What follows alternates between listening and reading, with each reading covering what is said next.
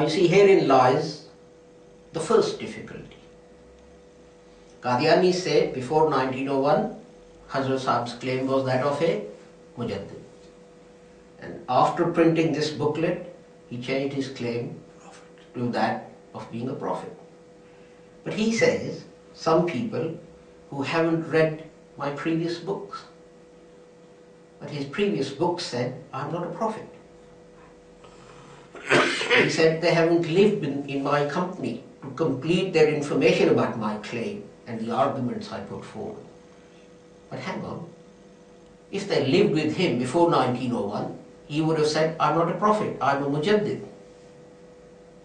So why is Hazrat Sahib in this pamphlet, in this booklet, in which he's supposed to be announcing a change of his claim from mujaddid to prophet, why is he saying, go and read my previous books?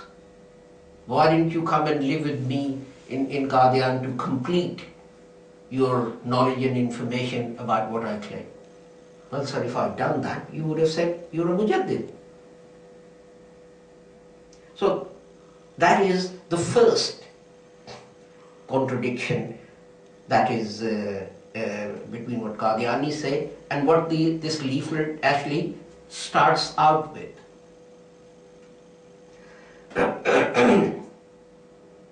And perhaps I should have started with the second point first, and which is this. Well, I'll read the next sentence and then make this point. वो बाज़ हालात में मुखालिफीन के किसी एतराज़ पर ऐसा जवाब देते हैं. So in some circumstances, in reply to an objection by opponent, they give a reply जो कि सरासर वाक़या के खिलाफ होता है, which is against the facts. Okay. Now we have another problem here. Hazrat Sahib is changing his claim from being a mujaddid to a prophet. But he doesn't come out and say, look, I used to claim that I'm a mujaddid, now I'm a prophet. What he does is, he waits for someone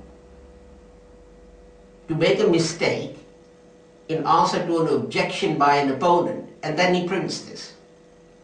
So what that means is, if that member of our Jamaat hadn't made a mistake in answering that non-MD, no one would have ever known that Hazrat Sahib had changed his claim. Did the Holy Prophet actually wait for someone to make a mistake before he went up on the mountain and said, look, I'm a prophet? Or did God say to him, you're a prophet, go and tell people, and he did so? This is an oddity, that you're changing your claim and you don't tell anyone. You wait for someone to make a mistake and then you tell him off for not reading your previous books, in which your claim is actually the opposite of what you're changing it to. And as I said, if that man hadn't made that mistake, no one would have ever known that Hazrat Sahib had changed his claim. He then goes on and he says what the objection was. And he says, the reply to the, और इसका जवाब महज इनकार के अल्फाज से दिया गया. And the reply was a mere denial. हालांकि ऐसा जवाब सही नहीं, whereas such an answer is not correct. And then he goes on to say, how can that reply, that the words Nabi or Rasul do not appear in my revelation, be correct? So what the error he's correcting is not his error. He's saying a member of his Jamaat made an error. Because when someone said to him, Hazrat Sahib claims to be a prophet, the man said, no, he doesn't. He even denied the existence of these words. And that is what Hazrat Sahib says is wrong and caused the problem.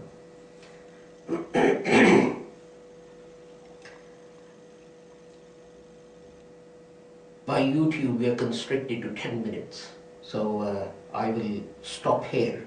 Another advantage I have found in these 10-minute things is that it actually concentrates on your mind and you keep to a very small point. And then people tell me they find it easier to follow than long speeches. But I'll spend the next couple of Fridays on Egal Diga Zala, and then I hope I'll also be comparing what Hazrat Sahib said about his claims after 1901 and before 1901. Because I mean, even in this book, Hazrat Sahib himself says, Brani Ahmadiyya, जिसको तबाह हुए 22 बरस गुजर गए हैं, ये अल्फाज कुछ थोड़े नहीं. So he himself says for 22 years words like Nabi and Rasul have been appearing in his books. They were in his first book. So how can you say that after 1901 he claimed and changed it, his claim? So I'll get on to that in the next 2 weeks.